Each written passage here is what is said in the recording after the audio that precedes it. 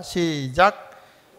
모세의 보냄을 받고 땅을 정탐하고 돌아와서 그 땅을 악평하여 온 회중이 모세를 원망하게 한 사람, 곧 그 땅에 대하여 악평한 자들은 여호와 앞에서 재앙으로 죽었고, 그 땅을 정탐하러 갔던 사람들 중에서 오직 눈의 아들 여호수아와 여분네의 아들 칼렙은 생존하니라.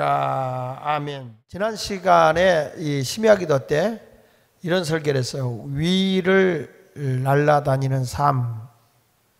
땅에 속해 살지만 위에 항상 비전을 두고 사는 사람. 지난 시간에는 비전을 두고 사는 사람은 하늘을 날아다니는 사람이다. 하늘의 위를 바라보고 살아가는 사람이다.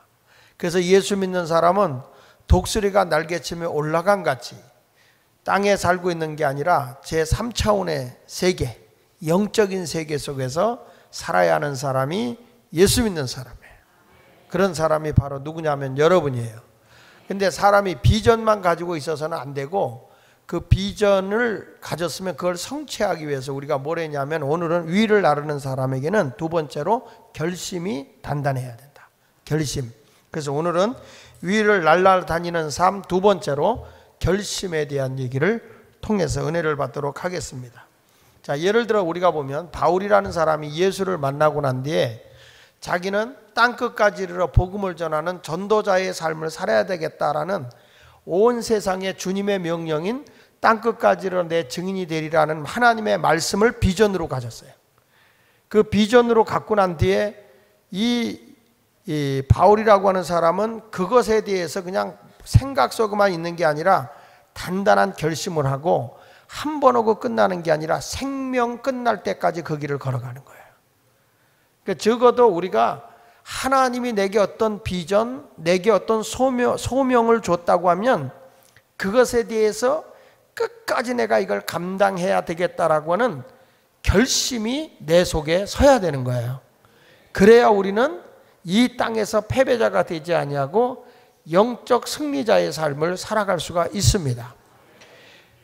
그러니까 바울은 언제나 일관성 있게, 매를 맞아도 감옥에 갇혀도 쇠사슬에 묶여도 바울이 하는 얘기는, 내가 감옥에 갇힌 것 말고는 다 너희도 나같이 그냥 예수에 미쳐서 복음 전하는 자가 됐으면 좋겠다, 이런 마음을 가지고 있는 사람이 바울이에요. 그래서 바울이 한 말 가운데 이런 말이 있잖아요. 갈라디아서 6장 9절을 우리가 읽어보겠습니다. 시작. 우리가 선을 행하다 낙심하지 말지니 포기하지 아니하면 때가 이름에 거두리라. 바울이 말이죠, 복음을 전하는 것을 선으로 보는 거예요. 우리가 선을 행하다 낙심하지 말자. 포기하지 않으면 뭐가 온다? 때가 이르면 거두는 거다. 기도도 마찬가지예요. 하나님이 내게 어떤 소원을 주고 어떤 비전을 줬잖아요. 그거에 대해서 내가 꼭 이루겠다고 하는 결심을 하면 그거 해나가는 과정에서 막히는 것도 많고 어려운 일도 많아요. 그러나 포기하는 게 아니에요. 이스라엘 백성이 하나님이 애굽에서 나올 때 얼마나 크게 10가지 재앙을 내려서 애굽을 굴복시킵니까? 그리고 하나님의 인도함을 받아서 저들에게 하나님이 새로운 비전을 줘요. 그게 뭐냐면 가나안이에요. 가나안의 비전을 주고 그걸 향해서 가는 거예요.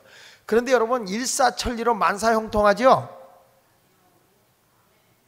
만사형통합니까?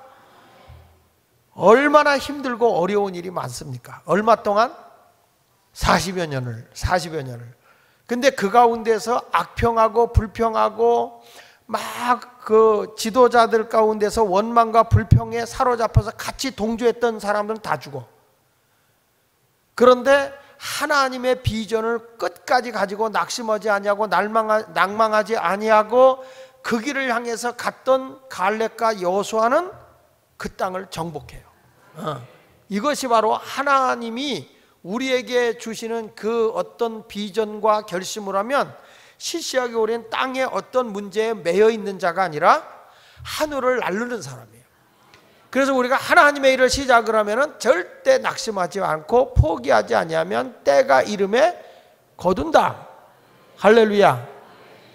자, 우리도 여러 가지 교회를 치면서 부딪히는 일 많지만 때가 되면 다 이루어져요. 이루어지는데 우리가, 왜냐하면 이것이 길어지면 길어질수록 성도님들이 힘들고 그리고 교회가 이 영혼 구원하는 일이 그만큼 템포가 늦어지니까 그래서 서두르고 자꾸 이걸 빨리 해서 교회가 안정된 상태에서 하나님의 역사를 좀 이루어 나가자 해서 우리가 서두르는 거지.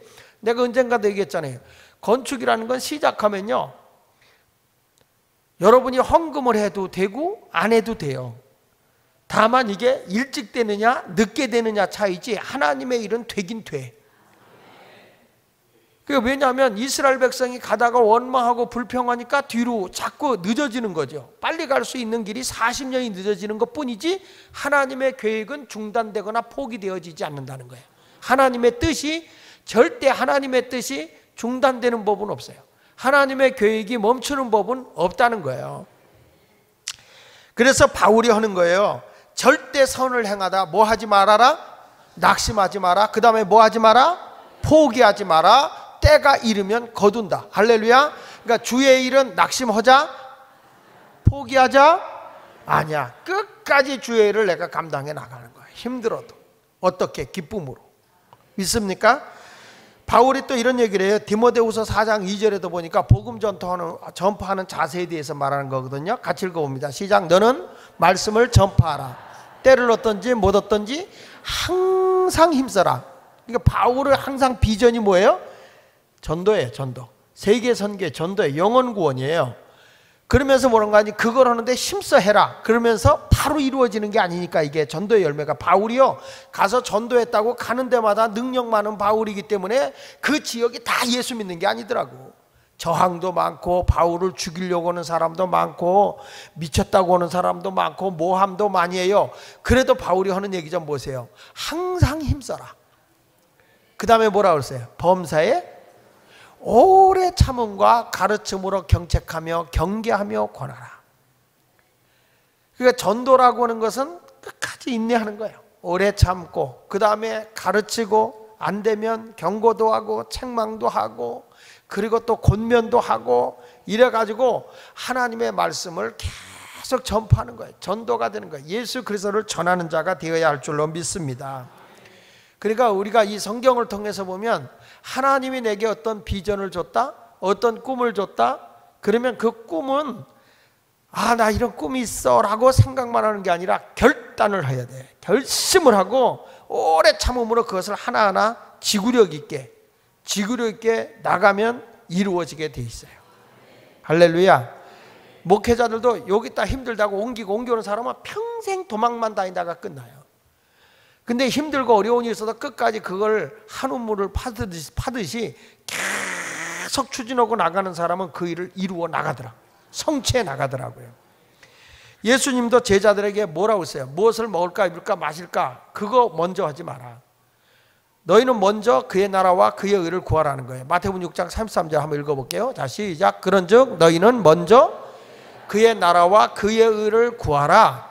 그리하면 이 모든 것을 너희에게 더하시리라. 이렇게 말했어요. 여기서 이 구하라는 말의 의미를 보면 이런 거예요. 구하라. 그 말은 뭐냐면 따라합시다. 내 마음을 고정시켜라.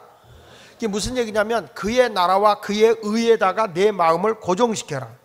이건 이런 거예요. 뭐냐면 목표를 두고 추구하라 이런 거예요. 헬라의 원어에서 보면 이게 무슨 얘기냐면 계속적으로 구하라는 거예요. 그의 나라와 그의 의를 계속적으로 구하고 나가라는 거예요. 한 번 구하고 멈추는 게 아니라 계속적으로 그걸 구하면 무엇을 먹을까 입을까 마실까 염려하지 않아도 무엇이 있어야 할 줄을 안다. 네 사정과 형편을 내가 먼저 안다. 그리고 내가 이루어 주겠다라고 약속하고 있는 말씀이에요. 세상 사람들은 우선순위가 무엇을 먹을까 입을까 마실까예요. 근데 우리는 그거는 이방인들이 구하는 거라고 그랬어요. 우리는 먼저 그의 나라, 하나님의 뜻을 먼저 구하라. 그걸 계속적으로 추구하라, 강구하라. 그러면 모든 문제는 다 해결된다. 이렇게 말씀하고 있는 것입니다. 그 한 유명한 운동 코치로 알려져 있는 그 저명한 인사가 이런 그 운동 선수를 그렇게 잘 키우는 거예요. 그 사람이 가르친 사람은 세계적인 선수가 되는 거예요. 그래서 기자가 와서 물었습니다. 인터뷰하면서 당신은 사람을 키워내는데 다 성공을 시키는데 그 성공의 비결이 뭐냐? 이렇게 물었어요. 성공의 비결이 뭐냐? 그랬더니 그분이 하는 말이 한마디로 성공의 지름길은 없다. 한번 따라합시다. 성공의 지름길은 없다. 운동에 성공하려면 그 운동에 대해서 하겠다는 결심이 있어야 되고 인내해야만 성공할 수 있다. 자기 자신이 크게 해보세요. 자기 자신이 그 운동 속에 들여지지 않으면 성공할 수 없다.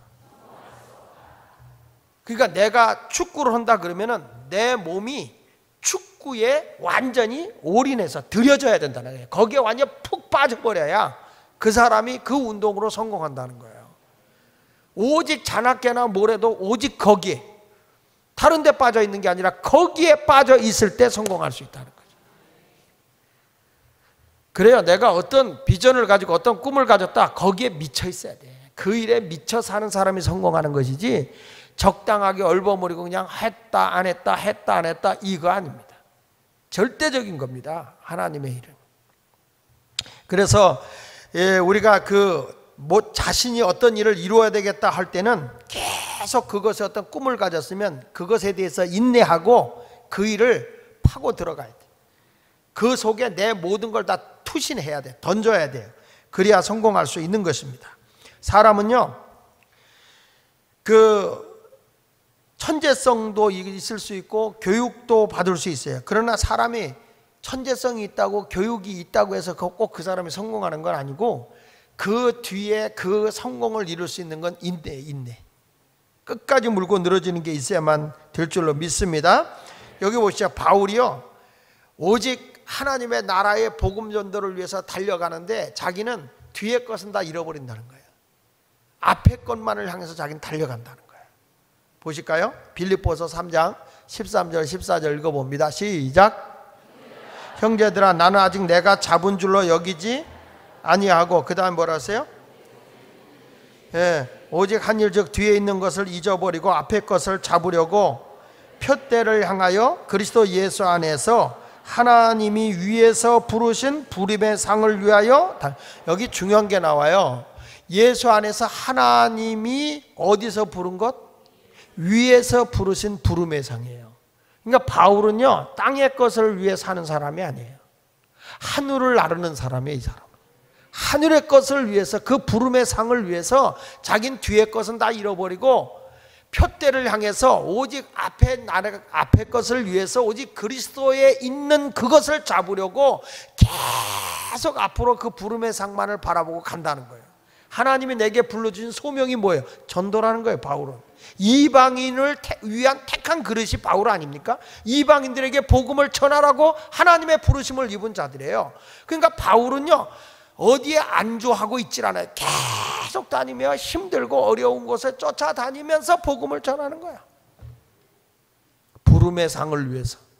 그래서 오늘 저는 여러분들에게 말씀을 증거하는 거예요. 우리가 인내하며 일관성 있게 끝까지 하나님이 나를 부르신 그 비전을 가지고 있으면 그 비전을 위해서 이루어 날 때까지 단단한 결심을 하고 전진에 가서 꼭 성공하는, 성취해 나가는, 하나님의 뜻을 이루어 드리는 성도가 되기를 원하면 아멘. 자, 그러기 위해서 우리가 첫째, 자, 크게 읽어봅니다. 시작. 비전을 먼저 세우고 중심을 하나님께로 향하게 하라.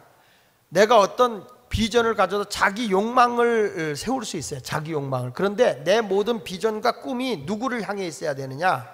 하나님을 향해 있어야 된다는 거예요. 나에게 있어도 안 되고 상대방이 있어도 아니고 세상의 인기도 아니에요. 오직 나의 모든 것은 하나님을 향해서 있어야 된다는 거예요. 하나님을 향해서. 그러니까 오늘 여기서 가온 여호수아와 갈렙의 비전은 하나님이 어디로 가라 그랬냐면 가나안으로 가라고 하는 거기에 초점을 둔 거예요. 그도 똑같이 정탐하고 봤어요. 그 아낙 자손이 워낙 크고 자기들의 힘으로는, 자기 인간적인 생각으로 볼 때는 도저히 저들과 맞짱 떠서 그 땅을 정복할 능력이 없는 것을 갈렙과 여호수아도 알아요. 그런데 중심이 누구를 향하여 있느냐? 하나님을 향해 있으니까 하나님이 함께 하시면 능히 이긴다.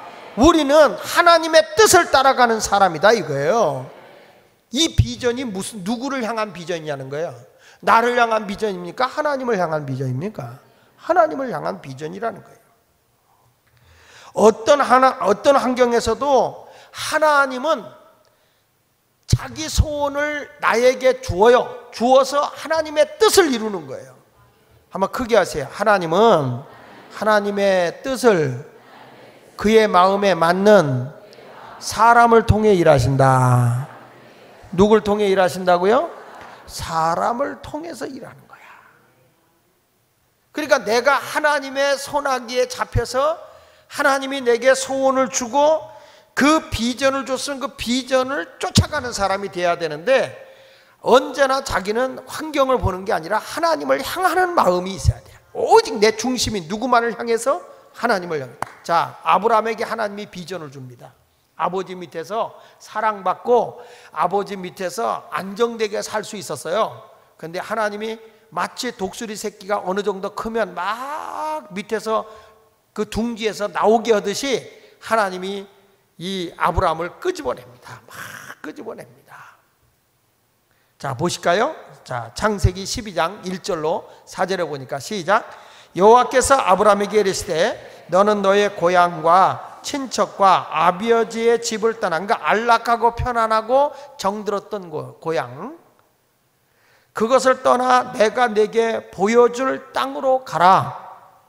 지금까지 보여준 게 아니라 앞으로 보여줄 테니 가라. 지금 하나님이 아브라함에게 비전을 주고 있어요. 저에게 소원을 주는 거예요. 어떤 소원을 주느냐? 내가 너를 통해서 큰 민족을 이룰게. 아멘 하는 사람만 꼭 그렇게 돼요. 그 다음에 뭐라고 그랬어요? 내게 복을 주어 내 이름을 창대하게 하게. 하나님이요, 아브라함의 이름이 자기가 내고 싶어서 내는 게 아니라, 자기가 높아지고 싶어서 높아진 게 아니라, 자기가 피하라고 싶어서 피하라는 게 아니라 하나님이 그의 이름을 창대하게 해주겠다는 거예요. 내가 너를 복을 주고 내 이름이 만민에게 다 알려지게 하겠다는 거예요. 사람이요, 자기가 알려지고 싶다고 해서 알려지는 게 아니에요. 하나님이 때가 되면 다 알려. 이렇게 다 알리는 거예요. 내가 내 이름을 창대케 하리니 너는 복이 될지라. 너를 축복하는 자에 내게 복을 내리고 너를 저주하는 자에게 내가 저주하니 땅의 모든 족속이 너로 말미암아 복을 받을 거다. 이야, 여러분, 아브라함에게 말해요. 보통 하나님이 큰 복을 주는 게 아니라 너로 인하여 모든 민족이 복을 받을 거다. 자, 여러분, 삼성이라고 하는 회사에 한 사람이 큰 기업을 일으키니까 밑에 수많은 사람을 다 먹여 살리잖아. 우리 교회도 그런 큰 인물이 나왔으면 좋겠어. 너로 인해서 너 모든 민족이 믿으시면 아멘 하세요. 너로 말미암아 복을 받을 것이다. 그랬더니 아브라함이 하나님 주신 그 비전을 딱 받았잖아요. 그럼 그 다음부터 뭘 해야 돼? 하나님 말씀대로 결단을 해야죠. 결심해야죠. 아브라함이 어떻게 가는가 보세요. 4절 시작. 이에 아브라함이 여호와의 말씀을 따랐다는 거예요. 자, 지금 자기가 막막해요. 내일 일이 어딘지도 모르고 장소가 어딘지도 모르고 어떻게 대할지도 몰라요. 그런데 가족과 함께 떠나는 거예요. 조카 롯도 데리고 떠나는 거예요. 그게 뭐냐면 하나님 주신 뭐만 품고 비전, 하나님이 이루어준다는 그것만 갖고 가는 거예요. 아무것도 안 갖고 가는 거예요. 이게 하늘을 아는 사람의 특징입니다. 눈에 보이지 않잖아요. 손에 잡히지 않잖아요. 하나님의 약속의 말씀만 막 믿고 나가는 거예요. 그러면은 그 가족들이 뭐라고 했어요? 미친 놈아, 정신 나간 놈아, 굶어 죽으려고 환장했냐, 이럴 거라고요. 근데 그렇게 밀어붙이더라고요, 하나님이. 그러니까 저도 이 신당동으로 오게 되는 게 다 시골에서 있다가 어떻게 해서 평택으로 가게 되고, 평택에 또 일주일 남겨놓고 못 가게 하고, 구의동에 가게 되고, 구의동에 일주일 남겨놓고 못 가게 가고, 그래서 중앙시장으로 오더라고요. 이거 내가 가고 싶다고 가는 게 아니라 하나님이 계속 가는 데마다 막더라고요. 막어. 근데 정말 막막했거든요. 근데 하나님이 인도하시는 거예요. 그러니까 내가 여기에 있어야 되는데 하나님께 비전을 두고 하나님께 기도하고 있으면요, 사람의 품 안에서 내가 이루어지는 게 아니라 하나님이 우리 길을 인도하는 거예요. 어느 길로 인도할지는 모르기 때문에 그게 작은 것이라도 괜찮다는 거예요. 하나님이 함께 하시면 그게 커질 수 있는 거예요. 겨자씨만한 믿음만 있어도 나중에는 이 산을 명하여 바다 옮겨진다고 그랬고, 겨자씨가 땅에 심겨져 자라면 새들이 깃든다고 그랬잖아요. 우리 믿음의 사람들은 작은 겨자씨 같은 그 비전을 가지고도 나가면 큰 것이 이루어지는 거예요. 다만 내 마음이 누구를, 내 중심이 어디를 향해야 되느냐? 하나님을 향해야 돼. 다 나를 향하고 내가 더 올라서려고 하고 내가 더 자꾸 잘난 것 같고 이런 식으로 가서는 안 된다는 거죠. 사람이 교만해지면 그런 거잖아요. 다른 사람이 자꾸 우습게 보인다니까. 다 귀하고 귀하신 분이거든요. 존귀하신 분이잖아요. 믿으시면 아멘 하십시오. 그래서 여러분, 우리는 항상 세상을 보더라도 내가 비전을 가진 사람이라면 이 세상을 볼 때 뭐냐면 하나님이 보시는 것 같이 봐야 돼요. 내가 보는 것 같이 보지 말고 하나님이 보시는 것 같이. 사울 왕도요, 하나님의 뜻에 합당하지 않으니까 하나님이 버립니다. 하나님이 사울 왕을 세운 걸 후회했다고 그랬잖아요. 그래서 하나님이 사무엘을 누구에게 보내냐면 이새의 집으로 가라. 이새의 집에 가면 거기 자식이 있어. 그 자식 가운데 하나를 내가 이스라엘의 왕으로 세울 테니까 너 글로 가. 그래서 사무엘이 찾아간 겁니다. 문을 두드리며 이새씨 계세요? 이새씨. 말을 잘 들어야 돼. 이름이 이새야. 이새씨 계세요? 그걸 또 이새끼 그렇게 들으면 안 돼요. 이새씨 계세요? 그러니까 이새가 놀래가지고 누구세요? 하고 나와보니까 그 당시에 선지자는요, 최고의 지도자예요. 영적인 지도자이면서도 국가까지도 통솔하는 자예요. 사사의 역할까지 하고 있을 때 사무엘 선지자는. 그때는 신정정치거든요. 아직 왕정정치가 사울왕이 됐지만 그때까지만 해도 역시 선지자가 나라를 통치하는 그런 영향을 가지고 있거든요. 그러니까 하나님이 사무엘을 통해서 왕을 세우러 가는 거야. 그 사무엘을 가서 이제 하나님께서 이새를 만나서 그냥 당황했겠죠. 웬일이십니까? 이 위대하고 이 크시고 이 바쁘신 분이 웬일이십니까? 그랬더니 조용히 하게 안으로 들어가세. 들어가되 하나님이 당신의 아들 가운데 하나를 왕으로 세운다고 하네. 이거 사울왕 알면 자기 집 전멸해. 이새 집에. 아이 무슨 소리입니까? 아니야. 하나님이 당신의 아들 가운데 하나를 고르겠대. 당신 아들 좀 집합시켜. 그래서 아들을 집합시켰는데 7 아들을 집합시켜. 7 아들. 7 아들을 지켰는데 큰 아들 엘리압이 딱 왔는데 키가 얼마나, 그때만 해도 사사니까 나가 전쟁 때 직접 왕이 가서 싸워야 되거든요. 용맹스럽게 생기고 신체도 건강하고 멋있게 생긴 거야. 그래서 야, 하나님이 이런 귀한 인물이 있으니까 여기다 왕을 세우려고 했구나. 그래서 그냥 물을 것도 없이 기름불을 취해서 이새가 그 엘리압에게 왕의 기름을 부으려고 딱 하는데 하나님이 사무엘아 하더니 동작 그만 그러는 거예요. 동작 그만. 하나님은 사람이 보는 것 같이 외모 보지 않는다. 중심을 본다. 읽어볼게요. 사무엘상 16장 6절로 7절을 읽어봅니다. 시작. 그들이 오매 사무엘이 엘리압을 보고 마음에 이르기를 여호와의 기름 부으실 자가 과연 주님 앞에 있도다 하였더니 여호와께서 사무엘에게 이르시되 그의 용모와 키를 보지 말라. 내가 이미 그를 버렸노라. 내가 보는 것은 사람과 같지 아니하니 사람은 외모를 보거니와 나 여호와는 뭘 본다고요? 중심을 보는 거야. 하나님은 내 중심이 어디를 향해 있느냐? 하나님을 향해 있어야 된다는 거예요. 중심이. 우리 예수마을교회가 앞으로 하나님의 뜻을 이루어 나가자 할 때 하나님이 저에게 주신 비전이 있어요. 그 비전을 이루기 위해서 이것이 나의 어떤 영리가 아니라 하나님의 비전을 이루기 위해서 그 일을 이루어 나갈 때 온 교우가 교역자들부터 시작해서 한 중심이 하나님을 향해 가야 되는 거예요. 나하고 뜻이 달라 뭐가 달라 이게 아니라 중심이 하나님을 향하는 마음으로 간다면 이 생명이 부서지고 바스러지더라도 하나님을 향한 길로 갈 수밖에 없는 거예요. 갈 수밖에. 그러니까 하나님은 외모 안 봐. 그 사람 똑똑하다, 잘났다, 인간적으로 잘해준다, 정이 있다 이거 보는 게 아니에요. 하나님은 그의 용모와 외모 보지 않는다. 중심을 본다. 중심. 너 중심이 어디에 가 있느냐? 무엇에 하나님께 가 있느냐? 그 중심을 똑바로 보라. 여러분, 그래서 우리 마음과 중심이 항상 하나님께로 가야 되는데, 하나님은 이렇게 내 생각은 네 생각하고 다르고 또 내 길은 네가 생각하는 길하고 달라. 항상 나를 향해 나에게 중심을 맞춰 나를 봐. 하나님은 그렇게 말씀하는 거예요. 하나님을 향해 가는 거예요. 보십시오요. 사사기 55장 8절로 9절을 읽어봅니다. 시작.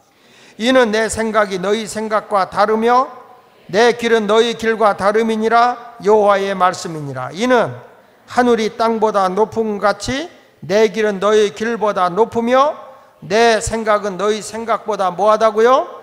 높다는 거예요.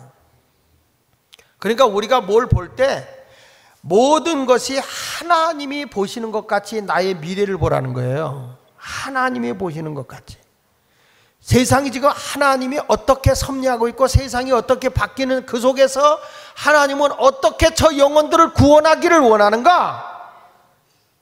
그걸 보라는 거예요. 우물 안에 개구리가 되지 말고 세상의 모든 것을 똑바로 보고 하나님이 지금 어떻게 역사하시려고 하는가를 봐야 할 줄로 믿습니다. 그러니까 미래를 하나님의 초점에서 똑바로 본 사람이 누구냐라고 물어보면 저는 요셉이라고 얘기하셨어요. 요셉.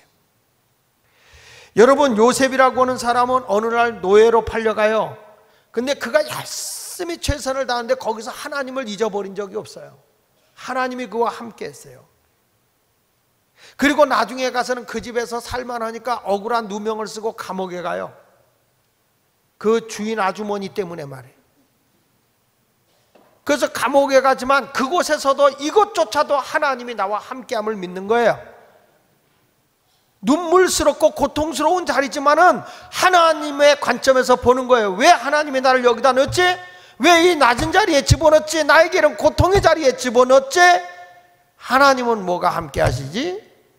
근데 그 속에서도 하나님이 함께 하세요. 그러더니 아니나 달라요. 애굽의 국무총리가 돼요. 모든 백성을 다 풍요롭게 살리는 일만 한 거 아니라 자기 민족까지 구원해냅니다. 자기 형제들까지도 다 구원해내지 않습니까? 나중에 아버지가 돌아가신 뒤에 너무 두려워서 형들이 저 권세 있는 요셉이 우리를 죽이면 그동안 아버지가 우리의 방패막이가 되었는데 아버지가 세상 떴으니 제가 아버지 돌아가신 뒤에 자기를 노예로 팔아버리고 자기를 미워했고 자기를 증오했던 우리 형들을 저게 죽이지 않겠나? 이복형이니까 그 죽이지 않겠는가? 라고 걱정을 하고 있었어요. 근데 요셉은 뭐라고 그러는지 아세요? 그것이 형님들의 생각이 아니라는 거야. 하나님의 관점에서 본 거예요. 요셉은 중심이 언제나 하나님을 향해 있으니까 하나님이 내 백성 이렇게 마지막에 생명을 구원하기 위해서 애굽에 있는 수많은 생명을 구원하기 위해서 하나님이 나를 그렇게 인도하셨다. 읽어볼까요? 창세기 50장 19절 21절 보십시다. 시작. 요셉이 그들에게 이르되 두려워하지 마소서 내가 하나님을 대신하리이까 당신들은 나를 해하려 하였으나 하나님은 그것을 선으로 바꾸사 오늘과 같이 많은 백성의 생명을 구원하게 하시려 하셨나니 당신들은 두려워하지 마소서 내가 당신들과 당신의 자녀를 기르리이다 하고 그들을 간곡한 말로 뭐 했다고요? 위로했어요. 자, 다시 한번 여기 보십시다. 19절에 내가 하나님을 대신하겠습니까? 내가 하나님을 대신하겠습니까? 당신들은 나를 해하려고 했으나 하나님은 그것을 선으로 바꾸신 분이십니다. 하나님께서 우리의 모든 생명을 구원하기 위해서 나를 이렇게 한 겁니다. 형님들이 한 게 아닙니다. 사람을 통해서 이룬 것이 아니라는 거예요. 여러분, 우리가 살아가다가 힘들고 어려운 일이 있을 때 거기서 빨리 하나님의 뜻을 찾아야 돼요. 절대 나는 나 혼자가 아니더라고요. 하나님이 함께하고 계시더라고요. 지금 여러분의 가정에 자녀 때문에 힘들고 어려운 일이 있을 수도 있고요. 내가 경제적으로 힘들고 어려운 일이 있을 때도 있어요. 그런데 그걸 가지고 뭘 찾으냐? 하나님이 뭘 요구하시는 거지? 나를 통해서 하나님이 무엇을 요구하고 있는 것이지 중심이 하나님을 향해야 되는 거예요. 내가 미래에 대한 하나님이 비전을 줬잖아요. 그 비전을 품고만 있으면 안 된다고. 결단해야 될 때가 있다고. 그러니까 하나님을 향해서 나가야 되는 거예요. 중심이. 그래야 우리는 하늘을 날르는 하나님의 뜻을 성취해 나가는 사람이 되는 것입니다. 그러니까 여러분의 인생의 여정을 하나님이 내 인생을 보듯이 보라는 거야. 내 인생의 여정을 내 뜻으로 보지 말라고요. 내 계획으로 보지 말라고요. 하나님이 나를 어떻게 쓰시려고 하시지? 하나님이 나를 어떤 길로 인도하시려고 하시지? 언제나 깨어있는 그 길을 가지세요. 잠언 16장 3절에 이렇게 말하잖아요. 자, 시작. 너희 행사를 여호와께 맡기라. 그리하면 내가 경영하는 것이 이루어지라.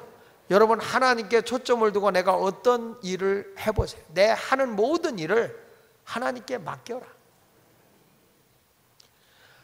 내 모든 비전과 내 꿈이 하나님을 향한 중심을 가지고 있으면 하나님께 맡기고 나가세요. 맡기면 그분이 이루시는 거예요. 그분. 내가 이루려고 발버둥을 치는 게 아니라 그분이 이루시는 거예요. 그분이. 너희 모든 행사를 누구에게 맡겨라? 하나님께 맡겨. 잠언 16장 9절에 보니까 이렇게 말해요. 자, 시작. 사람이 마음으로 자기의 길을 계획할지라도 그의 걸음을 인도하시는 이는 여호와시니라. 여기 보십시오. 사람이 마음으로 아무리 자기 계획을 세워도요, 그 걸음을 인도하는 분은요, 누구예요? 여호와 하나님이야. 여호와 하나님. 작은 교회를 담임하고 계시는 김영훈 목사님이 계세요. 지금은 은퇴하셨습니다. 제가 이분한테 공부할 때 뭘 배웠냐면 세속도시, 하이비콕스가 쓴 세속도시라는 그 교재를 가지고 공부를 하는데 굉장히 현대적인 그 분이고요. 근데 이분이 왜 교회 이름을 작은 교회라고 했냐면 자기는 절대로 100명 이상 되는 교회는 안 하겠다는 거예요. 이분은 작은 교회를 하겠다고 해서 작은 교회를 했어요. 근데 이분이 목회를 하시면서 우리를 강의를 했거든. 근데 어느 날 와서 이런 고백을 하는 거예요. 나는 분명히 작은 교회를 하려고 했는데 사람들이 자꾸 온다는 거예요. 사람들이 자꾸 꾸역꾸역 온다는 거예요. 그래서 작은 교회가 안 된대. 자꾸 작은 교회로 가라 그래도 다른 교회 하니까 간다. 근데 교인들이요, 아, 그 목사 이상이 좋다고, 그분이 참 이상이 좋다고, 그래서 가야 되겠다고. 근데 하나님의 계획은 그렇지 않아요. 우리 생각이 그런 거죠. 저도 우리 교회에 대해서 앞으로 이 교회를 위성교회 같이 앞으로 이렇게 지교회하고 뭐 이런 걸 많이 꿈을 꿨거든요. 작은 교회. 교회를 통해서 크게 부흥시키려고 하지 않는다. 근데 어떻게 하다 보니까 이렇게 됐거든요. 그렇다고 해서 제가 그 꿈을 접는 것은 아니에요. 그러니까 우리 하나님이, 나는 그래서 요즘에 생각해 볼 때 우리의 힘과 저력이 키워져야 내가 지역의 교회를 세워나가지, 몇 명의 한계를 가지고 이런 건 아니지 않느냐. 그래서 하나님이 저는 이런 교회를 줬다고 생각해요. 사람이 아무리 마음으로 자기의 길을 계획해도요, 그 발걸음을 인도하시는 분은 하나님이신 거예요. 왜 내 뜻대로 안 되지? 내 계획대로 안 되지? 이런 생각은 전부 다 초점을 어디다 냐면 내 안에 두기 때문에 그래요. 내 모든 중심이 나라고 하는 생각 속에 나를 가다 넣어버리니까 이게 내 뜻하고 달라진다, 이렇게 생각하는 거거든요. 근데 하나님의 하늘을 날르는 삶을 살아가는 사람은 절대 내 뜻에다 하나님을 가두는 게 아니라 하나님을 보는 중심을 가지고 있기 때문에 하나님께로 향하는 거예요. 하나님께. 그분에게로 나가면 그분이 내 모든 것을 다 인도하시고 경영해 주시고 책임져 주시는 걸 믿으시면 아멘 하세요. 할렐루야. 때로는 저도 그런 때가 있어요. 누가 뭘 한다 그러면 아유, 하지 않는 게 좋겠어요. 하지 마세요. 내가 지금까지 살아오는 방법이니까 그거보다 이게 나아요. 근데 지나고 보면 그게 하나님이 원하시는 길이었던 경우가 참 많아요. 왜냐하면 사람이 자기 중심으로 일단 생각하기가 싫거든요. 어느 때 가서 보면 왜 우리 집에 이런 아픔이 오는가, 왜 이런 힘든 일이 오는가, 이런 생각도 오는데 하나님이 그렇게 해서 둥지를 막 흐트러놔서 결국엔 내가 하나님을 향해 가게 하고 하나님의 인도하심을 보게 하는 거죠. 그래서 여러분들이 내가 하나님을 통한 비전을 가졌으면 항상 중심이 누구를 향하라고요? 하나님을 향해라. 중심이 하나님을 향해 나가는 자에게 주님이 모든 것을 이루어 주실 줄로 믿으시면 아멘 하시기 바랍니다. 할렐루야. 자, 우리 찬송 한 장 하면서, 자, 내 주를 가까이 하게 하면 338장 우리 찬송하면서 말씀을 이어나갑시다. 내 주를 가까이 하게 하면, 야곱이 말이죠, 자기 뜻은 정말 크게 복을 받을 줄 알았거든. 그런데 그에게, 아버지에게 축복기도 받자마자 형이 죽이려고 하잖아요. 그러니까 도망을 가는데 하나님이 베델이라는 곳에서 나타나세요. 하나님이 여기 계시는 걸 몰랐다 그러고 항상 하나님께 초점을 두니까, 외삼촌 라반이 자기를 속이고 임금을 띄어먹고 그래도 하나님이 내 모든 것을 책임져 준다는 믿음을 가지니까 그냥 20년을 하루같이 보내, 하루같이. 여러분 좀 그런 마음을 갖고 하나님을 향해서 갑시다. 예?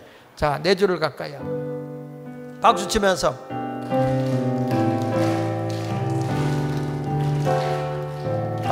내 주를 가까이 하게 하면 십자가 진 같은 고생이, 내 일생 소원은 늘 찬송하면서 주께 더 나가기 원합니다. 내 고생하는 거에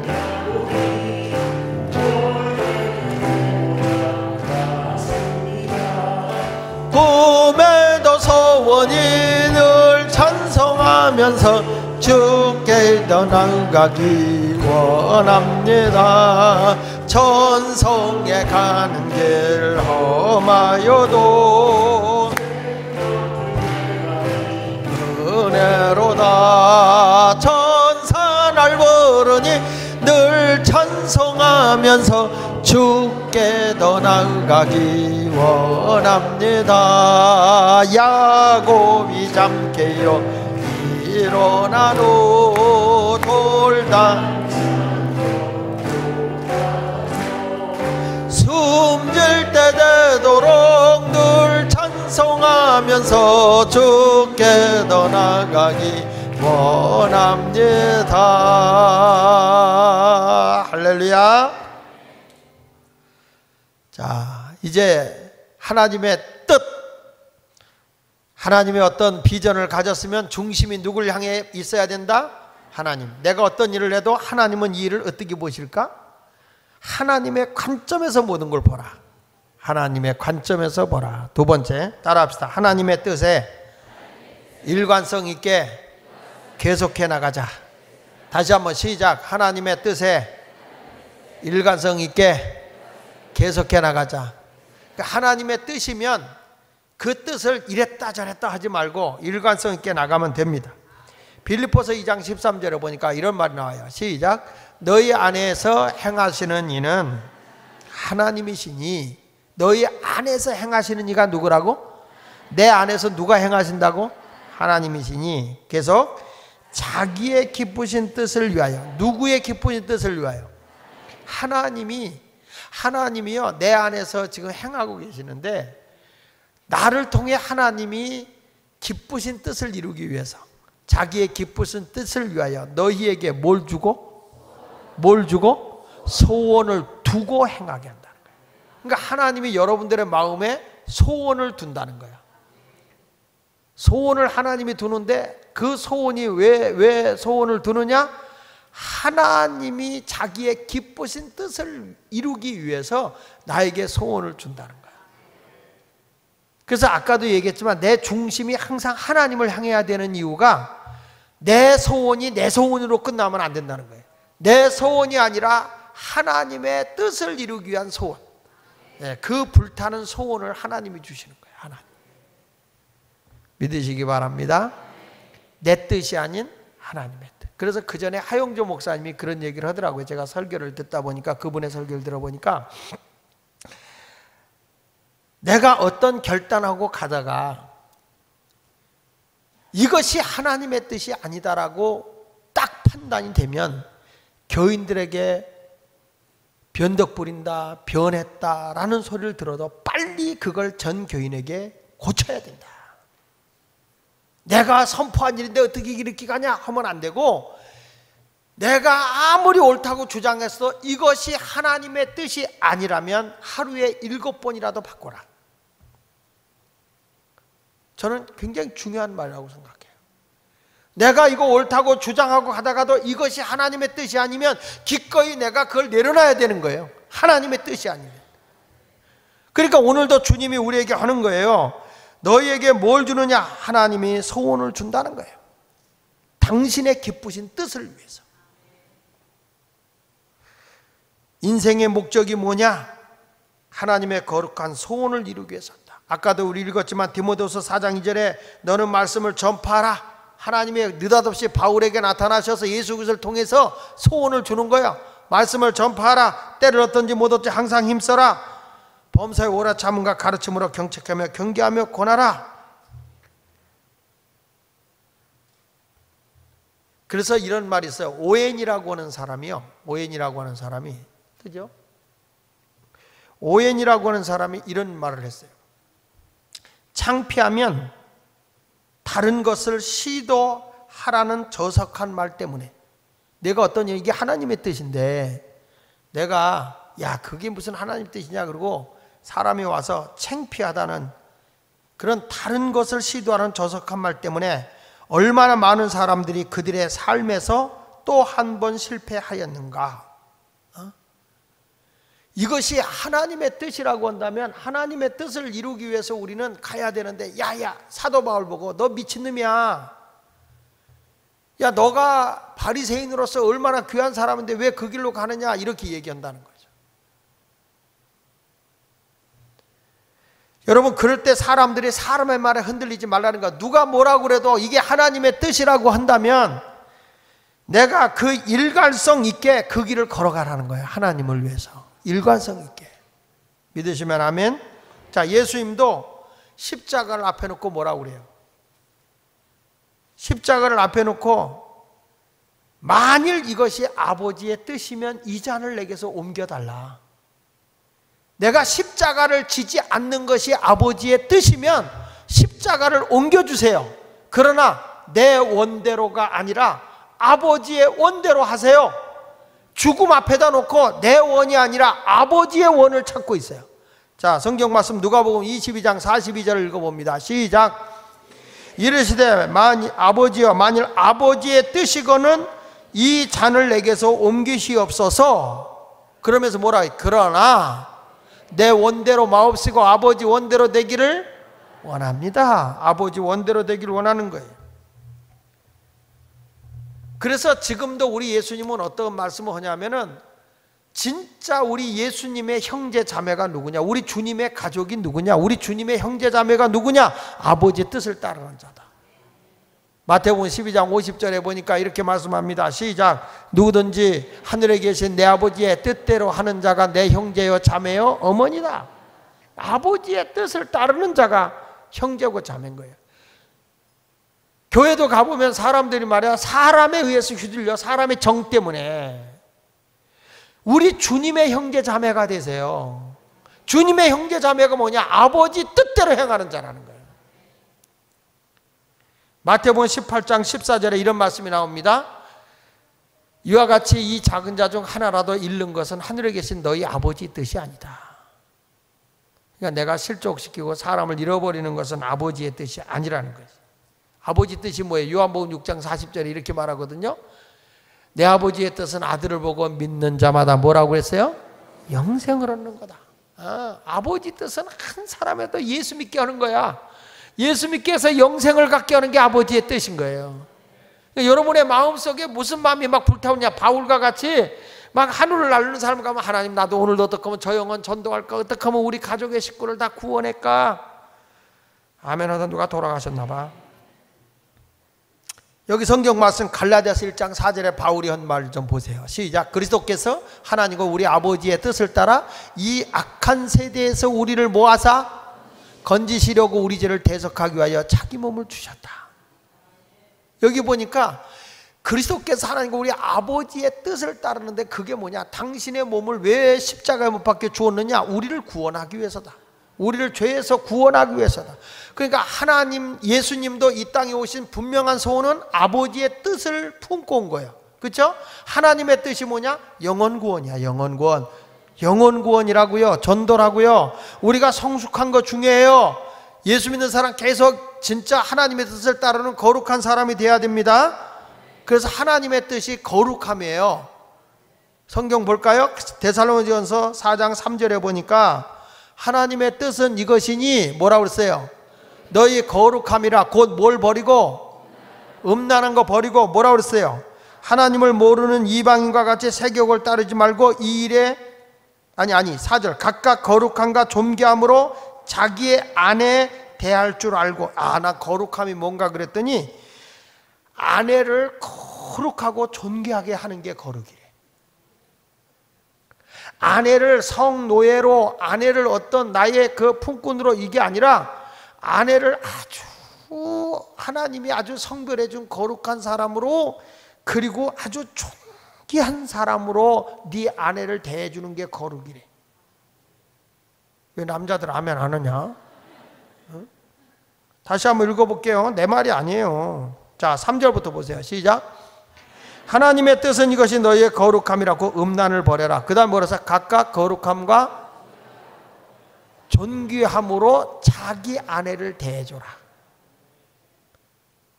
나한테 시집 왔으니까 막 굴려 먹어도 돼? 안 돼요? 여자가 대답하면 안 돼요. 남자들이 대답해야 돼. 근데 요즘에 보면 다 여자들한테 남자들이 얻어 터지는 걸 뭐.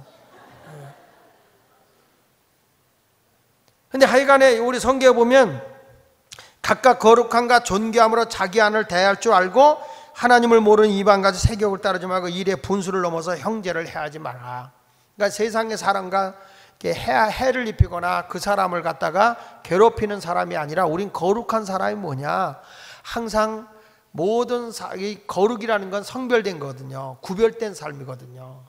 하기오스라고 그래서 이게 완전히 다른 삶을 하나님 중심으로 살아가는 거예요. 하나님이 기뻐하는 걸로. 그래서 가정도 화목하게 살아야 되고 부부간에도 막말하지 마시고요. 부부간에도 사랑합니다. 그리고 마음 상하게 하지 말고. 아멘. 그러니까 오늘부터 이 얘기 듣고 여자는 팔자가 늘어졌다 그러지 말고 또 여자도 잘해야지. 거룩하고 존귀하게 여김을 받도록 또 여자도 또 거룩하고 존귀한 구실을 해야지. 미친년같이 하고 다니면서 나 좀 거룩하게 여겨줘, 나를 존귀하게 여겨줘 그러면 누가 그거를 존귀하고 거룩하게 여기겠어요. 그러니까 이강배 장로님은 왜 아멘을 하는 거예요 거기서? 김옥자 권사님이 뭐 미친 뭐 같은 거야? 그건 아닌데. 그래서 우리가 보면 하나님의 뜻을 따라 우리가 거룩하게 살아가는 게 하나님의 뜻이에요. 그러니까 예수 믿는 사람은 가정을 단란하게 움직이고 가정을 행복하게 하고 가정에서 편안하게 살아가는 게 하나님의 뜻인 거예요. 믿습니까? 그러니까 다시 말하지만 여러분 일관성 있게 하나님의 뜻을 꾸준히 따라갑시다. 아멘. 그러기 위해서 하나님의 뜻을 이루기 위해서는 뭐가 필요하냐? 인내로 순종해야 돼. 한 목사님이 그 얘기를 해주는데 그런 얘기를 하더라고요. 자기가 사냥개를 키웠대. 사냥개 2마리를 키웠는데 옆집에는 뭘 키웠냐? 불독을 키웠대. 불독을 키웠는데 이 사냥개가 무척 무섭잖아요. 그죠? 근데 불독도 무서워요. 근데 어느 날 이 사냥개 2마리가 있는데 담장을 뜯고 불독이 들어왔더래요. 근데 이 불독을 쫓아내려고 하는데 막 이 주인 목사님한테 으르렁대고 막 하는데 무섭더라네. 그래서 너희 놈의 새끼 너 혼 좀 나봐라. 그래가지고 개니까 그래서 사냥개 2마리가 그 불독을 물어뜯는데 나중에는 이 불독이 이런 데가 막 귀가 막 잘리고 그러고 오고 나서 그냥 혼비백산해서 불독이 도망을 갔대요. 그 다음날 옆집 이렇게 개를 불독을 보니까 계속 아픈 데를 핥고 있더래. 근데 놀라운 건 그 다음날 또 불독이 들어왔더래.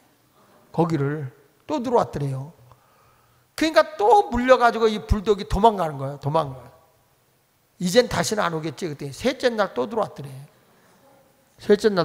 이 불독이. 그래가지고 막 또 이 사냥개들이 공격을 해가지고 또 이제 찢겨가지고 또 나가더래. 근데 이 불독이 그 시간만 되면 매일 오더래. 싸우러 매일. 그렇고 그 3개월이 되니까 사냥개가 도망가더래. 사냥개가 질려가고 도망가더래. 이야 정말 이게요 개들도요 끈질기면요 못 당하는 거예요. 못 당하는 거예요. 그래서 우리 하나님도 그런 것 같아. 인내하면서 낭망치 말고 기도해라. 끝까지 기도해라. 하나님이 인도해 주신다는 거죠. 그래서 우리가 하나님의 뜻은요 포기하는 게 아니에요. 인내로서 그 일을 감당해 나가면 주님이 승리하게 해 주실 줄로 믿습니다. 자, 오늘 결론입니다. 그와 같은 모델을 누가 살았느냐? 그와 같은 모델을 누가 살았느냐? 오늘 본문에 나와 있는 갈렙과 여호수아입니다. 자, 같이 읽어봅니다. 시작. 갈렙과 여호수아를 뭘로 삼자? 내 인생의 모델로 삼자. 이 사람이 살아가면서 우리가 하나님의 뜻에 대해서 내가 정말 마음으로 내가 결단했으면 그 중심이 항상 그 뜻을 내 모든 그 비전이 하나님을 향하는, 중심이 하나님을 향해야 되고, 그 하나님을 향하는 하나님의 뜻에다가 포커스를 맞췄으면, 초점을 맞췄으면 그것이 그 하나님의 뜻이 끝까지 이루어질 때까지 일관성 있게 가야지. 했다 안 했다, 했다 안 했다, 기분 나쁘면 할렐루야 하고, 기분 나쁘면 놀렐루야 하고, 기분 좋으면 아멘 하고, 기분 나쁘면 노멘 하고, 이런 식으로 가서는 안 된다는 거죠. 하나님이 가장 기뻐하는 그 길로 나가야 할 줄 믿습니다. 자, 여기 보십시다. 하나님의 초점을 둔 사람과 초점을 두지 않은 사람. 민수기 14장 37절 38절. 자, 시작. 곧 그 땅에 대하여 악평한 자들은 여호와 앞에서 재앙으로 죽었다는 거예요. 누구 앞에서 죽었다고요? 하나님이 분명히 그 땅은 뭐가 흐르는 땅? 젖과 꿀이 흐르는 땅이라고 그랬어요. 근데 이들도 처음에 가서 봤을 땐 정말 좋은 땅이라고 그랬어요. 근데 그들은 자기들이 이렇게 정복하기에는 너무 그들이 군사력이 막강하고 힘이 세다는 거예요. 그래서 악평을 한 거예요. 우리는 그들에 가면 메뚜기야. 우리는 거기 가면 다 죽어. 안 돼. 불평해서 모든 사람에게 실망을 준 거예요. 그래서 그들은 죽었어요. 여러분, 우리가 분명히 기억하세요. 하나님의 뜻은요, 지금 내 눈에 내 생각에 잡히지 않아도요 악평해서는 안 돼요. 그건 내가 죽는 거예요. 하나님의 뜻은 악평하는 게 아니에요. 하나님이 하시면 능히 하실 수 있지. 그래가지고 여호수아와 갈렙 보세요. 민수기 38절 봅니다. 시작. 그 땅을 정탐하러 갔던 사람들 중에서 오직 눈의 아들 여호수아와 여분네 아들 갈렙은 뭐 했다고요? 생존했다는 거예요. 이 부정 악평을 하는 사람들 앞에서 옷을 찢어가면서 여호수아와 갈렙과 여호수아는요, 무슨 소리냐, 우리에는 보호자가 있어, 우린 능히 이긴다, 지금이라도 가자, 저들은 우리가 지금 먹어버릴 수 있는 존재들이다. 10명의 정탐꾼들이 문제를 제기한 건 맞아요. 사람의 눈으로 볼 때는 도저히 우리는 그들을 당할 힘이 없다. 분명히 문제점을 봤을 때 그 말이 옳아요. 그러나 여러분, 하나님의 비전으로 봤을 때는 틀려요. 하나님이 준다고 했기 때문에 주는 거예요. 근데 내 문제와 내 계산으로 해볼 때는 도저히 당할 수가 없어요. 해결할 수가 없어요. 어떻게 이 문제를 우리가 해결할 수 있느냐? 10명의 말이 옳아. 인간적인 관점에서 보면 옳아. 여러분, 문제는요 신앙의 관점으로 봐야지 인간의 관점으로 보면 다 문제투성인 거야. 교회도 모든 거 할 때 보면 인간의 지식적인 관점으로 보면 다 문제야. 문제 다. 근데 신앙의 관점으로 보면 할 수 있는 거예요. 하나님이 도와주시고 하나님이 함께하기 때문에 됩니다. 여러분들에게 어떤 일을 하나님의 관점으로 볼 때는, 인간의 관점으로 볼 때는 불가능하고 문제투성인데 하나님이 함께하는 거 보면 가능하다니까요. 됩니다. 이루어집니다. 다만 시선을 어디에다 두느냐, 하나님의 뜻 안에 두느냐, 내 안에 두느냐, 내 문제 속에 두느냐, 하나님의 계획 속에 두느냐, 이거 차이란 말이야. 그래서 아까도 첫 번째 한 게 중심의 시선을 하나님께로 둬라. 반드시 하나님께 뒀으면 그 길을 힘들어도 가라. 갈렙과 여호수아처럼, 여호수아 갈렙처럼 아니다, 저 땅은 정말 하나님 우리에게 주신 젖과 꿀이 흐르는 땅이다 하고 가야 된다는 거예요. 때로는 저도 여러 가지 얘기를 듣다 보면 망설일 때가 있어요. 이게 하나님의 뜻인데도 사람들이 많이 오면 망설일 때가 있다고요.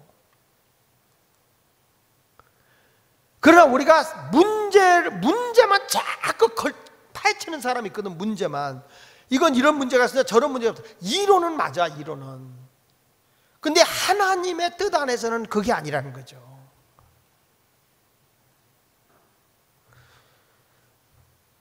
성공학자로 불려지는 나폴레옹 힐이라는 사람이 쓴 성공의 법칙이라는 책이 있어요. 나폴레옹 힐이라는 사람이 쓴 성공의 법칙이라는 책에서 그가 성공적인 삶을 살아가는 인물만 연구를 했는데, 그 사람은 책을 읽을 때마다 성공한 사람만 찾아다니면서 연구하는 거예요. 그 사람의 태어나면서부터 성장 배경부터 시작해서 그 사람의 비전과 꿈, 그리고 그 사람이 어떻게 해서 성공했는가, 이런 것만 꼭 찾아내는 성공의 법칙만 연구하는 사람이에요. 근데 그분이 쓴 책 가운데에서 재밌는 게 뭐냐면, 자기가 수많은 사람을 봤는데 다 연구해 봤는데, 에디슨 알죠? 과학자 에디슨하고 자동차를 만든 포드, 에디슨하고 포드만큼은 아무리 분석을 해보고 분석해봐도 성공할 만한 자질이 하나도 없었대요. 아무리 생각을 해봐도. 그런데 단지 다른 것은 뭐냐면, 결심하고 시작한 일은 인내와 끈기로 정복하더라는 거예요. 그 사람들이 정말 성공할 것은 하나도 없는데 뭘 딱 시작했다 그러면 인내 있고 끝까지 그걸 끈기로 하더라. 끈기. 어떤 상황에서도 여러분, 내가 홀로 설 수 있는 용기를 가져야 돼요. 모든 사람이 아니야 틀렸어 그래도 하나님에다 초점을 두고 나가면 여호수아와 갈렙처럼 10명이 아니다 그래도 2명만이 옳다, 모든 백성이 여호수아와 갈렙의 말을 들은 게 아니라 10명의 정탐꾼의 말을 들었어요. 오히려 여호수아와 갈렙을 돌을 들어 때려 죽이려고 그랬어요. 그러니까 하나님이 20세 이상은 다 광야에서 10명의 정탐꾼과 함께 다 죽인 거예요. 새로운 세대, 하나님의 뜻을 딱 가자, 20세 이하만 데리고 가, 이렇게 간 거예요. 우리 교회는 하나님의 뜻을 따르는 사람이 다 20세 이상이요. 그래서 우리는 안 죽어. 아멘을 안 하네. 민수기 14장 24절 한번 볼게요. 자, 민수기 14장 24절 시작. 그러나 내 종 갈렙은 그 마음이 그들과 달라서 나를 온전히, 보세요, 10명의 정탐꾼하고 달랐어. 여호수아와 갈렙은 누구를 온전히 따랐어요? 하나님을 온전히 따랐어요. 그러니까 항상 하나님을 향해 있는 사람이야. 그가 갔던 땅으로 내가 그를 인도하여 드리리니 그의 자손이 그 땅을 차지한다. 믿으시면 아멘. 하나님이 그를 인도해 낸다는 거예요. 뭐냐?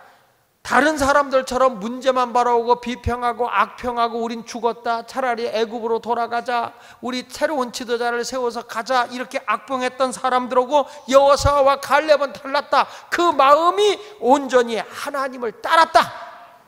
그래서 하나님이 그를 인도해 드리고 그 땅을 차지하게 내가 해주겠다, 이렇게 말하는 거예요. 할렐루야, 할렐루야. 여러분들도 뭘 쫓아가야 되느냐? 사람이 아닙니다. 여론을 쫓아가지 마세요. 하나님의 뜻을 따라가야 되는 거예요. 하나님의 뜻. 아멘. 나중에요, 갈렙이라는 사람이 다 가나안을 정복을 하잖아요. 정복을 했는데 사람들이 정복한 땅만 차지하려고, 아직 정복하지 않은 땅이 많이 있는데도 더 이상 편안하고 정복을 안 하려고 하는 거야. 그러니까 이 갈렙이요, 이건 하나님의 뜻이 아니다. 내가 이걸 위해서 온 게 아니다. 편안함을 위해서 온 게 아니다. 하나님의 뜻을 따르러 온 거지.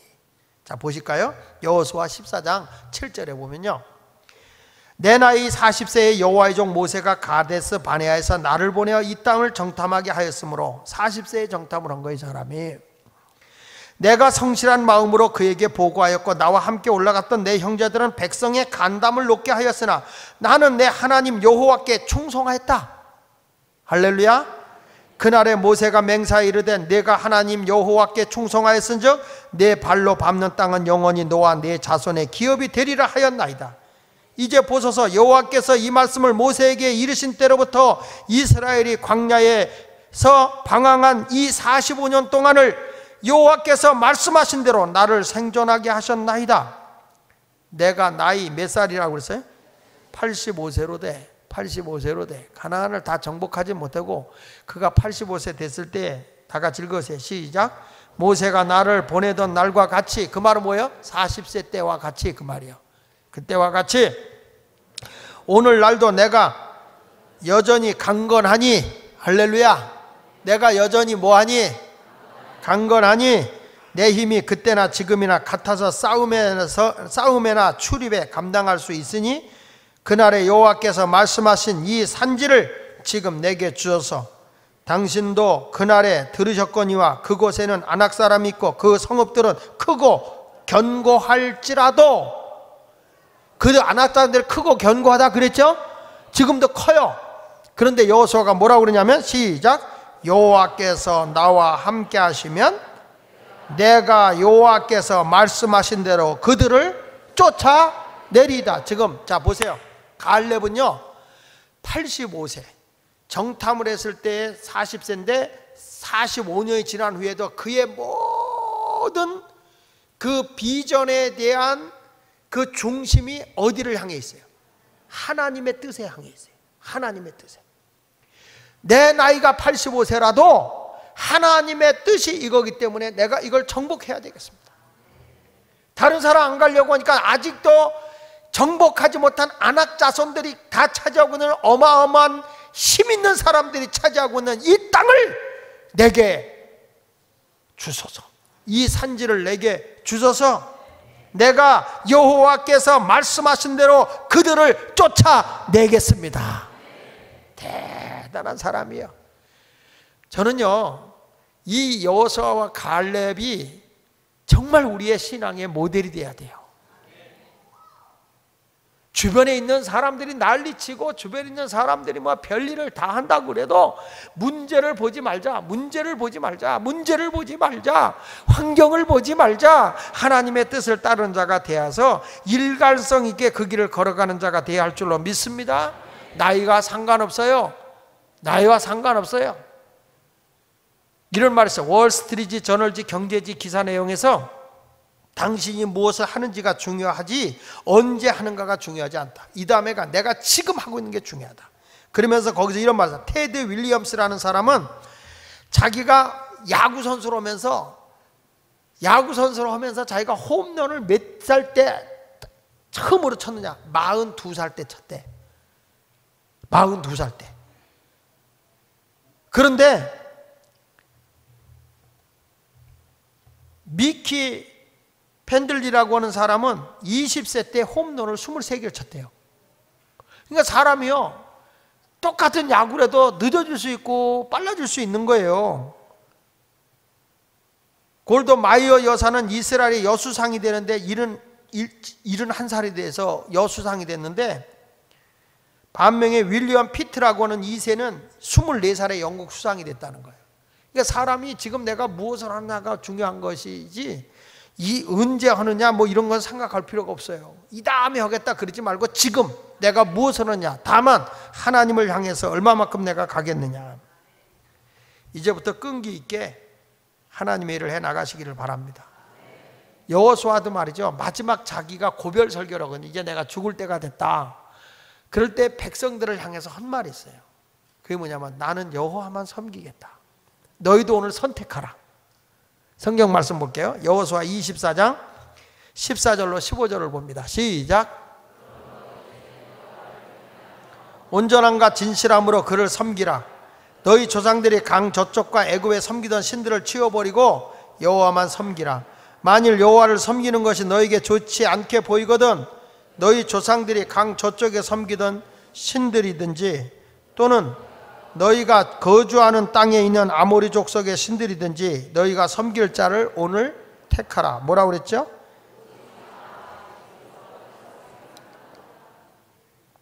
여호수아가요, 그가 이제 마지막 여생을 마무리 지면서 온 백성에게 선택하라는 거예요.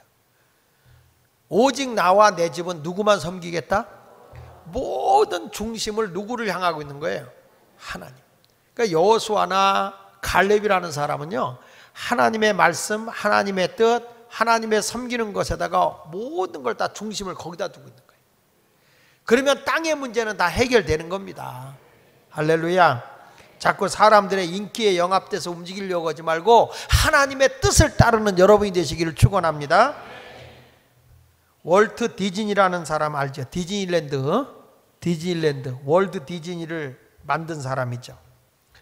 근데 이 사람이 그런 어떤 일을 시작할 때마다 그분을 도와주는 이사회가 있는데 회의를 결정할 때 이 디즈니라는 사람은 항상 뭘 이렇게 내놓으면요 깜짝 놀란 것들 자꾸 내놓는데요. 깜짝 놀랄 만한 거를 엉뚱 아주 그냥 막 상상의 날개를 날르는 것 같은 이상한 것들만 자꾸 내놓는다는 거예요. 그러면 이 이사회에서 그걸 결정해가지고 만장일치로 통과를 보거나 다수결로 통과를 보잖아요. 그러면 통과해놓은 건 안 한대요. 디즈니는.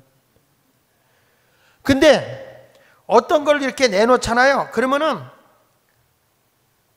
모든 사람이 그건 안 되는 거다. 안 되는 거다. 그리고 만장일치로 반대하잖아요. 만장일치로 반대하거나 다수결로 반대가 딱 내면 꼭 한대요.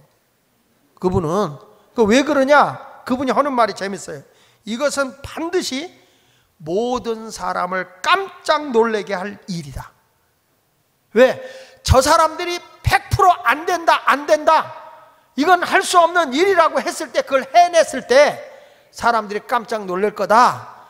그래가지고 이 디즈니랜드라고 하는 거기 지금 LA도 가보면 상상을 초월하거든요. 거기 가서 놀이시설 하는데 거기서 제대로 보려면요 3박 4일을 있어야 제대로 본대요. 애들 놀이시설이. 안 가봐서 모르죠? 나 가봤어요. 난 가봤는데 일부만 봤어요. 기차 타고 거기서 아예 호텔을 얻어서 애기 데리고 그 디즈니랜드를 다 타보고 보고 구경하고 뭐 하려면 3박 4일을 해도 다 못 본다는 거예요. 근데 상상을 초월하게 어마어마하게 커요. 볼 게 많고요. 그걸 한다고 그럴 때 누가 하라고 그랬어? 다 미친놈이라고 그러죠. 근데 하지 말라는 거 꼭 한다는 거예요. 달라요. 사람은 그런 거예요. 오늘도 여러분 모든 걸 하나님께 소망을 두고 생활할 수 있기를 주의 이름으로 축원합니다. 그 테드 암스트롱이라고 하는 사람도요. 사진이 뜨죠? 안 떠? 오늘 왜 안 떠? 테드 암스트롱이라고 하는 사람도 세상이 필요로 하는 사람, 세상이 필요로 하는 사람 그런 책에서 이런 얘기예요. 사람이 이런 사람이 있다는 거예요. 정말 세상에 필요로 하는 사람은 이런 사람이라는 거예요. 말이 보증수표인 사람, 재산보다 품격을 더 위에 두는 사람, 자기의 분명한 의견과 뜻을 가진 사람, 자기 직업보다 큰 사람, 기회를 사는 것을 주저하지 않는 사람, 많은 무리 가운데서 개성을 잃지 않는 사람, 포부와 이기적 소원에 국한되지 않는 사람, 좋은 소식을 전해오거나 나쁜 소식을 전해오거나 그가 번영한다 해도 그의 친구에게 진실된 사람은 성공할 수 있는 좋은 자질을 가진 사람이다. 그 사람이 성공해도 실패해도 그냥 친구로서 대해주는 사람이 성공할 수 있는 자질을 가진 사람이라는 거예요. 심술궂거나 교활하거나 냉정한 것이라고 믿지 않는 사람, 즉 성공하기 위해서는 심술도 굳어야 하고 교활한 것도 있어야 되고 냉정한 것도 있어야 한다고 생각을 하지 않는 사람이 세상이 필요로 하는 사람이다. 그러니까 이 사람이 얘기하는 거 보면 일반적 관점에서 보면은 사람들이 하는 얘기가 그거예요. 내가 성공하기 위해서 남을 미워하고 남을 이렇게 뭐랄까 좀 모함하고 그 사람에 대해서 험담하고 이런 것들을 해야 되는데 근데 그런 사람도 다 우리가 필요하다고 하고 그 사람을 끌어안는 사람이 세상에 필요로 하는 사람이다. 그런 것에 자기는 휘말리지 않는다는 거죠. 오늘 말씀을 결론 내겠습니다. 하나님의 비전의 사람이 되었으면 내가 소원을 품게 되었다. 그러면 반드시 중심이 하나님을 향해야 되고 그것에 대해서 결단을 해라. 결단을 하되 그것을 그냥 하다 말다가 아니라 인내심을 가지고 끝까지 하나님의 뜻을 향해 나가는 지구력 있는 불독이 됩시다. 사냥개를 이긴 불독. 끝까지 물고 늘어지면요, 하나님은 그 길을 승리하게 인도해 주시는 것입니다. 오늘 여호수아와 갈렙이 우리의 신앙이 모델이 되기를 바라고, 이제부터 하나님을 향하는 중심을 하나님께 향하는 그런 아름다운 믿음을 갖고, 그 다음에 하나님의 뜻을 향해서 일관성 있게 우리가 전진해가는 믿음의 승리자가 되기를 원하면 아멘 합시다. 주여, 내 신앙의 모델은 누구라고요? 여호수아와 갈렙이다. 다시 말합니다. 마음은 누구를 향하자? 하나님을. 하나님의 뜻에 마음이 맞았으면 어떻게 가자? 일관성 있게 그 뜻을 이룰 때까지 힘들어도 환경 보지 말고 문제 보지 말고 하나님만 바라보고 나가는 그런 믿음의 승리자가 되시기를 예수 이름으로 축원합니다. 축원합니다.